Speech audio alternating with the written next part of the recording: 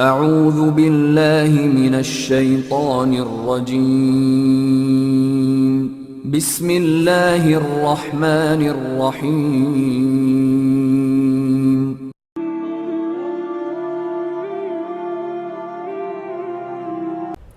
अस्सलाम वालेकुम दोस्तों, आप सबको हमारे चैनल में खुश आमदीद। दोस्तों, आज हम बात करेंगे हेल्थ एंजाइटी के बारे में, जिसे हाइपोकॉन्ड्रिया भी कहा जाता है, स्मैटोफॉर्म डिसऑर्डर भी कहा जाता है। दोस्तों, ये बीमारी एक मेंटली इलनेस होती है। इसमें मरीज़ को ये फ़ील होता है कि दुनिया की जितनी भी प्रॉब्लम्स हैं, जितनी भी बीमारियां हैं, वो सब उसे हैं। फ़र्ज़ करें अगर कोई दोस्त या कोई ऐसा रिश्तेदार या कोई भी इंसान ऐसे मरीज़ के सामने कहेगा कि यार मुझे कैंसर है, तो फ़ौरन से पहले ये बंदा अपने आप को भी कैंसर डायग्नोज कर लेगा।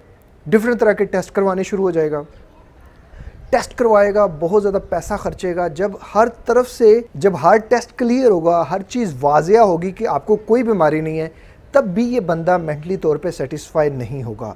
इससे यही होगा कि जिन लोगों ने मेरा टेस्ट किया है वो लोग काबिल एतमाद नहीं थे, उनके पास जो डिग्रियां थी, जो सर्टिफिकेट थी, वो जाली थे। मिसाल के तौर पर एक मेरी पेशेंट थी, वो कहती हैं कि सर मेरे पूरे जिस्म में दर्द होता रहता है, मैं कोई भी गोली खा लूँ मुझे आराम नहीं आता, मैं अपने सारे टेस्ट करवा चुकी हूँ, मैं नॉर्मल हूँ, मुझे क्या मसला है? मसला यहाँ है, आपके जिस्म में कोई मसला नहीं है। इस बीमारी में पेशेंट को यही फील होता है कि वो जहाँ फील करता है एक्चुअल में उसे वहीं दर्द होना शुरू हो जाती है।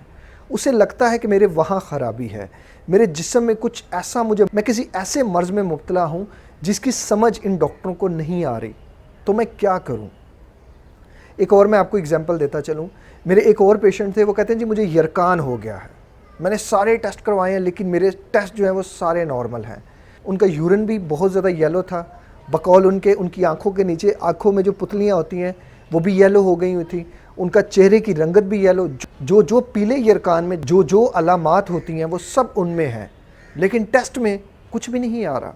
और वो ये इस प्रॉब्लम में तकरीबन 3-4 साल से हैं। और वो कहते हैं जब मैं सोचता हूँ तो मुझे येलो यूरिन पास होना शुरू हो जाता है, मेरी रंगत भी जब मैं शीशे में देखता हूँ पीली हो जाती है।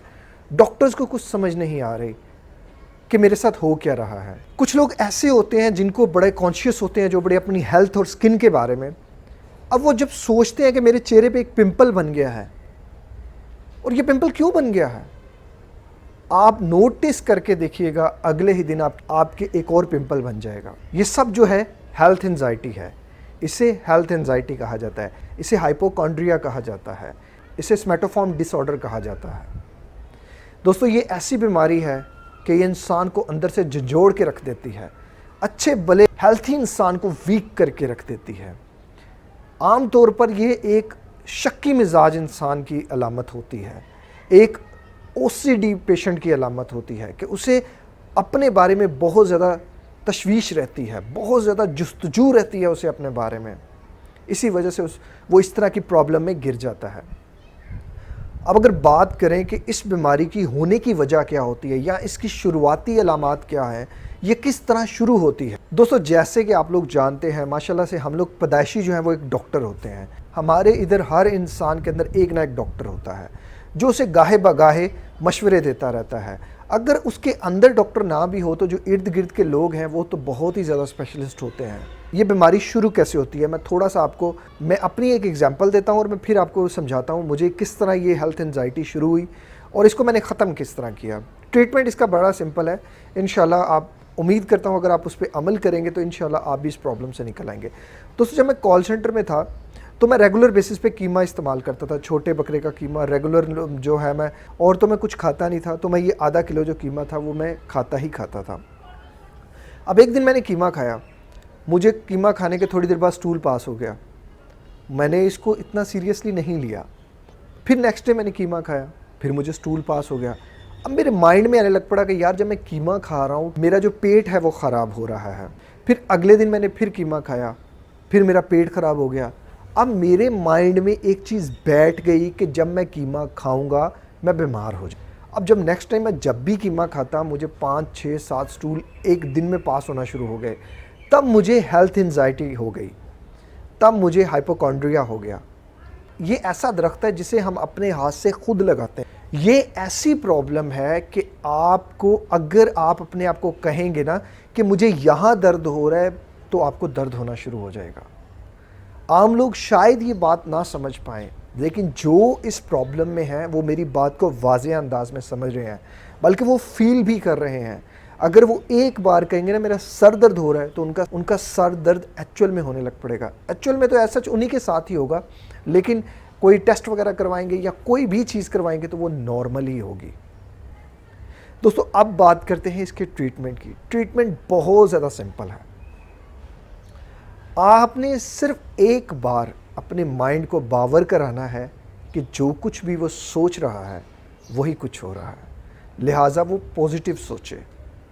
वो ये क्यों नहीं सोच रहा कि मैं खूबसूरत हो रहा हूँ, वो यही क्यों सोच रहा है कि मैं बदसूरत हो रहा हूँ, मेरा ज़हन यही क्यों सोच रहा है कि मैं कमज़ोर हो रहा हूँ, मेरा ज़हन ये क्यों नहीं सोचता कि मेरा वज़न पहले की निस्बत कम हो गया है और मैं हेल्थी हो गया हूँ, मेरा ज़हन ये क्यों सोच रहा है कि मेरा वज़न तेज़ी से गिर रहा है। लिहाजा अपने माइंड की हाँ में हाँ मिलाना छोड़ दें, थोड़ा सा इसके बरक्स भी सोच लें। ज़रूरी नहीं कि आप हर बार नेगेटिव ही सोचें या पूरी दुनिया की नेगेटिविटी का ठेका आपने ही उठा लिया। It's okay. अगर मैंने कुछ खाया और मुझे स्टूल पास हो गया तो इट्स मीन कि वो डाइजेस्ट नहीं हुआ, मुझे उसे डाइजेस्ट करना चाहिए था। अब मैं वो डाइजेस्ट कैसे कर सकता हूँ? मैं प्रॉपर वॉक करूँ, कम खाऊँ और उतना ही खाऊँ जितना मैं हज़म कर सकूँ। अगर मैं 3-4 रोटियाँ एट अ टाइम ही खा लूँगा तो फिर तो मुझे स्टूल पास होगा। इट्स अंडरस्टूड सी बात है।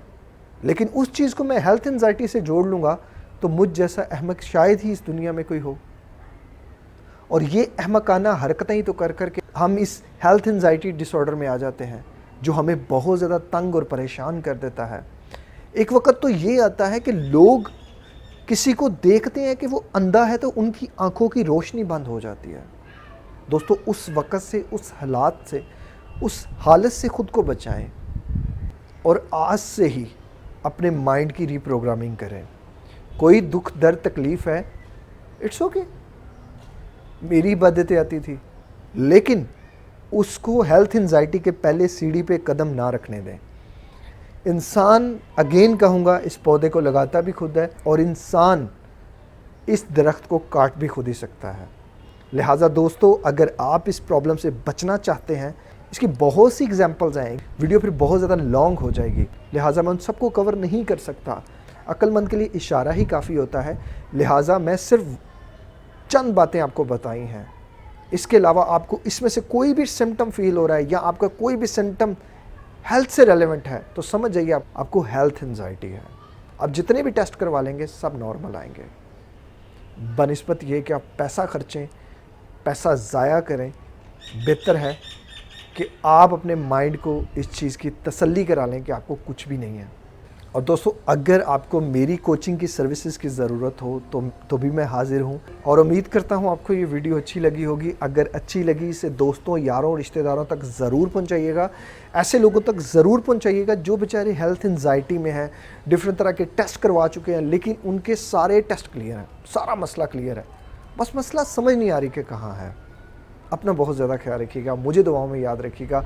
मिलते हैं किसी और वीडियो में किसी और टॉपिक के साथ। अस्सलाम वालेकुम, अल्लाह हाफिज़।